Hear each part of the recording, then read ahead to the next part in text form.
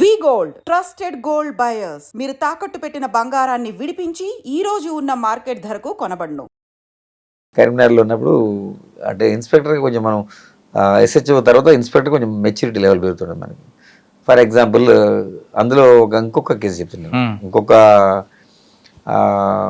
Bye ఉంటాడు, అది కరీంనగర్లో మనకి కాశ్మీర్ గడ్డ అని ఉంటుంది పక్కన. దాంట్లో అది ఇంపార్టెంట్, ఇట్లా సెన్సేషన్ కేసు చెప్పాలంటే మీకు ఇంట్రెస్ట్ ఉంటుంది ప్రజలకు. అందులో ఒక మేనల్లుడు వాడి స్టడీయింగ్ మోస్ట్లీ సెకండ్ క్లాస్ చదువుతుండు పిల్లడు. వాడు మేనమావ అంటే వాడు ఇంటర్మీడియట్ చదువుతుండు, అప్పుడే కాలేజీకి పోతుండు. వాడికి కొంచెం బైక్ నడపాలని షోకు, మేనమావకి. పిల్లలతో ఆడుకుంటాడు, సరదాగా ఉంటాడు. వాడి ఈ సినిమాలు టీవీలు చూసి రిలీజ్ అయ్యి ఆ పిల్లోడిని ఒకరోజు, నేను అది ముందు చెప్తే మీకు మళ్ళీ ఇదవుతుంది. ఒకటి వచ్చింది మాకు, ఏది ఒక కంప్లైంట్ వచ్చింది సడన్గా. అంటే మా బాయ్ మిస్సింగ్, ఇంట్లో లేడని. పోయిన తర్వాత ఆ బాయ్ మిస్సింగ్ మేము వెతికినాం, ఏడా దొరకలేదు. వాళ్ళు కంప్లైంట్ ఇస్తారు, మిస్సింగ్ కింద కేసు రిజిస్టర్ చేసిన తర్వాత మాకు అతను ఆ బాయ్ ఎక్కడ కనిపించకుండా మా మీద పోలీసు మీద బాగా ప్రెషర్ ఉంటుంది. మేము బాయ్ మిస్సింగ్ అట్లా మీరు ఏం చేస్తున్నారు, మీరు పట్టుకోవాలి కదా మరి అని. నిజంగానే అది మా బాధ్యత కూడా. అది దొరక మేము అంతా మెసేజ్ ఇస్తాం, అన్ని పోలీసుని అలర్ట్ చేస్తాం, అన్ని చేస్తాం. ఆ కేసు నాకు ఇంపార్టెంట్ అనిపించింది కాబట్టి చెప్తున్నాను. ఆ బాయ్ని ఎంత ప్రయత్నం చేస్తే మాకు దొరకలేదు. తర్వాత సెకండ్ డే ఆ బాయ్ డెడ్ బాడీ కనిపించింది ఆ కరీంనగర్ అవుట్స్కట్స్లో ముళ్ళపొదలో.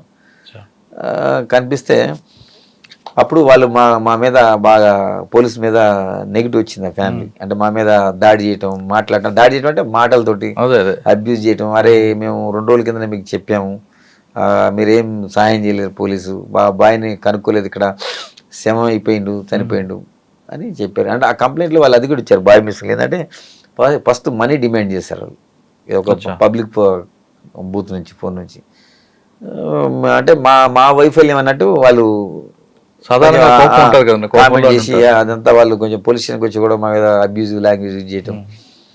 సరే అని నేను ఆ కేసు ఇన్వెస్టిగేషన్లో మొదలుపెట్టిన తర్వాత జనరల్గా ఏంటంటే మనం డైవర్షన్ అంటే ఎవరో కిడ్నాప్ చేసి డబ్బుల కోసం అడిగారు. తర్వాత మళ్ళీ నెక్స్ట్ రాలే కాల్ వాళ్ళకి, పైసలు రెడీ పెట్టుకున్నారు పోలీసు చెప్పకుండా. కానీ ఇక తర్వాత లేదు, వాళ్ళకి కాల్ లేదు అక్కడి నుంచి. ఇక నేను ఇన్వెస్టిగేషన్లో చూసిన తర్వాత బయట నుంచి చూసినా కానీ నాకు ఏం ఆధారం దొరకలేదు. తర్వాత కుటుంబ సభ్యుల మీద డౌట్ వచ్చింది నాకు. మరి అక్కడ బయట నుంచి ఆధారం లేదంటే నెక్స్ట్ కుటుంబ సభ్యులకు పోవాలి, దానికి గట్స్ ఉండాలి కుటుంబ సభ్యుల మీద ఇన్వెస్టిగేట్ చేయాలి. అంటే వాళ్ళు ఏమనుకుంటారు ఆ ఫ్యామిలీ జనరల్గా, అరే మేమే మా కుటుంబ సభ్యులు లాస్ అయినాం, మీ పోలీసు ఇన్ఎఫిషియన్సీ, మీరు కనిపెట్టకుండా ఇంకా మమ్మల్ని అనుమానిస్తారని అనేది అవుతున్నారు వాళ్ళు ఇంటికి పోతేనే. కానీ మనం వదిలిపెట్టలేదు. అట్లా మనం పోలీస్ ఇమేజ్ పెరగాలంటే నిజమైన అక్యూజన్ నేరస్తుని పట్టుకోవాలి మనం. నేనేం థింక్ చేసి మా ఇన్వెస్టిగేషన్ స్టార్ట్ చేసిన. మనం ఏంటంటే అప్పుడు ఉన్నాయి కొన్ని యాక్చువల్గా సీసీ కెమెరాల ఇంపార్టెన్స్ గురించి మీకు చెప్పడానికి చెప్తాను. సీసీ కెమెరాలతోటి మనం ప్రయత్నం చేసినాం, చాలా చాలా చాలా చాలా చేయంగా ఈ బాయ్ని ఎక్కించుకొని తను వీళ్ళ మేనల్లుడు ఎవరైతే ఉన్నాడో వాడిని ఎక్కించుకొని పోతుండే ఒక ప్లేస్. అంటే అది కూడా క్లారిటీ లేదు, బ్లర్, అప్పుడు అంత క్వాలిటీ లేవు సీసీ కెమెరా. జస్ట్ ఏదో ఇమేజ్ కనపడేది, మనం కష్టపడితే కొంచెం తెలుస్తుంది. అంటే 50-50% ఉంటుంది మనకి. అది ఒక స్కూల్ వాళ్ళు, అది ఏది నాట్ గవర్నమెంట్ ఇన్స్టిట్యూషన్, ఒక ప్రైవేట్ స్కూల్ ఉంటుంది. అంటే మేము సీసీ కెమెరా వేయడం కూడా అదొక ప్రయత్నం. అక్కడ క్యాచ్ ఉంది. అంటే ఆ పిల్లోడిని మర్డర్ కంటే ముందు అతను తీసుకుపోవడం జరిగింది. ఒక ప్లేస్లో మోటార్ సైకిల్ మీద ఎక్కించుకొని పోతాడు. అంటే ఎక్కించుకొని పోవచ్చు కానీ అతన్ని మనం పట్టుకొని మాట్లాడలేము. ఎందుకంటే పిల్లోడిని జనరల్గా ఎక్కించుకోకపోవడం తప్పులేదు కదా, అతని మీద డౌట్ రాదు కదా ఎవరికి. కాకపోతే అతని క్యారెక్టర్ స్టడీ చేసాం ఒక 2 days. అతను కొంచెం ఇంటి దగ్గర నుంచి పైసలు రావడం, చిల్లరగా దోస్తులతోటి తిరగటం, బయట కొంచెం మిస్బిహేవియర్, కొంచెం తాగటం, అట్లా టైప్ ఆఫ్ ఉంది వాడు. అప్పుడు ఏది ఇంటర్మీడియట్లోనే వాడు ఆ లెవెల్లో ఉన్నాడు, సెకండ్ ఇయర్లోనే. డౌట్ వచ్చి వాడిని నైట్ మేము మా పాయింట్ ఆఫ్ వ్యూ ఏం చేస్తాం, బయట పికప్ చేసిన వాడిని. ఇంటి దగ్గర పోయే పరిస్థితి ఉంటుంది, అంటే ధైర్యం కావాలి నాకు కూడా. ఎందుకంటే ఇప్పుడు అప్పటికే వాళ్ళ కుటుంబ సభ్యుల్లో లాస్ అయిండు, సేమ్ వాళ్ళ మేనల్లుడు అంటే వాళ్ళు కూడా ఒప్పుకోరు. అతను పికప్ చేసి ఇక మా పాయింట్ ఆఫ్ వ్యూలో మేము అవి వేరే విధంగా ఉంటుంది. కొట్టకుండా తీసిన ఒక దెబ్బ కూడా కొట్టలేదు, అది కూడా చెప్తున్నా. ఆహా. సైకలాజికల్గానే అంటే సీసీ కెమెరాలు చూపించుకుంటూ మాట్లాడారా? మాట్లాడు. తర్వాత అది ఫస్ట్ డినై చేస్తాడు, చేసినా అతను ఆన్సర్ చేయాలి కదా, హ్యాస్ టు ఆన్సర్. నీకేం కాదు నేను చెప్తామని. సరే కొన్ని రకరకాలు ఉంటాయి. మనం హ్యూమన్ సైకాలజీ బిఎడ్లో కూడా చదివి ఉంటుంది, మీకు తెలిసి ఉంటుంది. ఆ హ్యూమన్ సైకాలజీ అంటే కొడితే పెద్ద విశేషం కాదు, మేము ఎవరిని కొట్టలే, కారు మనం బై క్వశ్చనింగ్ ఇంట్రాగేషన్. ఇంట్రాగేషన్ అంటే వెంబడి మీరు కొడతారని అనుకుంటారు కాబట్టి జనరల్ ప్రజలు అట్లే ఒక్క దెబ్బ కూడా కొట్టకుండా అతని దగ్గర నుంచి ఇన్ఫర్మేషన్ తీసుకొని అక్కడ సీన్ ఆఫ్ అఫెన్స్ మనకి యాక్చువల్గా అట్లా ఉంటుంది, కొరాబరేట్ చేయాలి కేసుని. ఒక చాకు దొరుకుతుంది మనకి, ఏదైతే మర్డర్ జరిగిందో ఆ ప్లేస్లో ఆ చాకు జరిగింది. ఆ పిల్లోడు మాకు అతను అడ్మిట్ అయిపోతాడు, కానీ అతను చంపిందంటే వీళ్ళు ఎవరు నమ్మరు.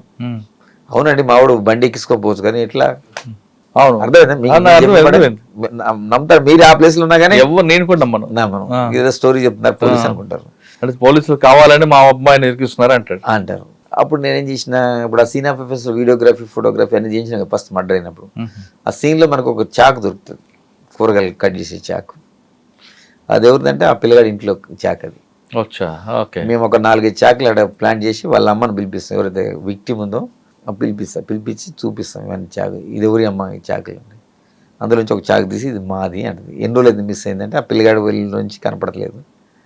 ఇదే చాకుని వీడు తీసుకుపోయి అక్కడ మర్డర్ చేసిన తర్వాత ఎంత తేలికల నేరస్తుడు కూడా కొన్ని వస్తువులు అక్కడ వదిలిపెడతాడు, అంటే క్లూ వస్తాడు. ఇతను ఏం చేసిండు యాక్చువల్గా ఆ పిల్లని పికప్ చేసిండు, ఆ చెట్ల కాడ కట్టేసి అన్నీ ఉంటాయి, కొన్ని ఫారెస్ట్ లెక్క ఉంటుంది, అందులో కట్టేసి పబ్లిక్ బూత్కి వచ్చి ఫోన్ చేశాడు. ఏది నాకు ఇన్ని పైసలు కావాలని డిమాండ్ చేస్తాడు, వాళ్ళ బావకే చేస్తాడు. కానీ వాడికి వాయిస్ గుర్తుపట్టలే, అతను చేంజ్ చేసి మాట్లాడాడు. తర్వాత మళ్ళీ వాడికి ఏం డౌట్ వచ్చిందంటే, ఎస్ నేను డబ్బులు అడిగినా, మళ్ళీ నా ఇంటికి పోయిన తర్వాత నాన్న చెప్తా అంటాడు కదా, తీసుకొచ్చి ఫారెస్ట్లో కట్టేసింది కదా. వాడికి అప్పుడు అనుమానం వచ్చింది. ఫస్ట్ నేరం మొదలు పెట్టినప్పుడు అర్థం కాలేదు వానికి. తర్వాత ఏం డౌట్ వచ్చింది, ఒకవేళ నాకు పైసలు ఇచ్చిస్తారు, కానీ ఈ పిల్లగాడు రిలీజ్ చేద్దాం ఇంటికి పోయిన తర్వాత నేను చెప్తా అంటాడు కదా, అమ్మ చెప్తా అంటాడు కదా. అందుకని అది తట్టుకోలేక వాడికి డౌట్ వచ్చి అప్పుడు చంపేస్తాడు కదా. అయ్యో, ఇంట్లో తీసుకొచ్చి కిడ్నాప్ చేస్తాడు. కత్తి కోసం ఇంటికి వస్తాడు. కత్తి కూడా మొదలు తీసుకోండి ప్లాన్ ప్రకారం.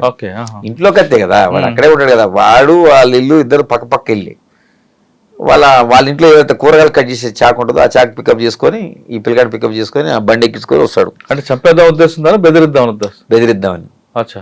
బెదిరిద్దామని బెదిరించి పైసలు తీసుకుందామని. కానీ పైసలు వాడికి అప్పుడు డౌట్ వచ్చింది, ఏమని, ఎస్ నేను పైసలు తీసుకున్నాక వాడు ఆగాడు కదా, సో నన్ను తీసుకొచ్చి కట్టేసినట్టే వాళ్ళకి డౌట్ వస్తుంది కదా. అందుకని అప్పుడు అక్కడ డౌట్ వచ్చి చంపేస్తాను, అనవసరంగా ప్రాణం తీస్తాడు. ఆ పిల్లడు చనిపోయాడు. అయ్యో కాదండి, పిల్లడు చంపొద్దు అని అంటాడు కదా మేనమామ కదా. అవును, అయినా కానీ వాడు థ్రోట్ కట్ చేసి చంపేశాడు పిల్లడు. చాలా బాధ అనిపించింది. కాకపోతే ఫైనల్గా మనం అతన్ని పట్టుకోవడం జరిగింది. అప్పుడు మనం ఈ చాకు ఇవన్నీ ఎవిడెన్స్ అనేది చూపించిన తర్వాత అప్పుడు వాళ్ళు కుటుంబ సభ్యులు లేదా ఎట్టి పరిస్థితుల్లో వాళ్ళకి అనుమానాలు. విచిత్రం ఏంటంటే ఈ పిల్లగాడిని ఎత్తడానికి చంపిన తర్వాత ఇతని బండి మీదనే వాళ్ళ మేనత తిరుగుతుంది, మొత్తం ఊరంతా తిరుగుతుంది పిల్లగాడిని ఎత్తడానికి. మీకు ఏమనిపించింది దీని తర్వాత? నేరం చేసి ఆ ఏజ్లోనే వాళ్ళ మేనత్తని ఎక్కించుకొని ఊరంతా తిరుగుతారు బండి వేసుకొని. కదండి చిన్నపిల్లాడు, మా అమ్మ వద్దన్న కొట్టడానికి చేతులు రావు కదా. వాడి తర్వాత వాడికి కన్విక్షన్ వచ్చిందండి. వానికి కూడా కన్విక్షన్ వచ్చింది.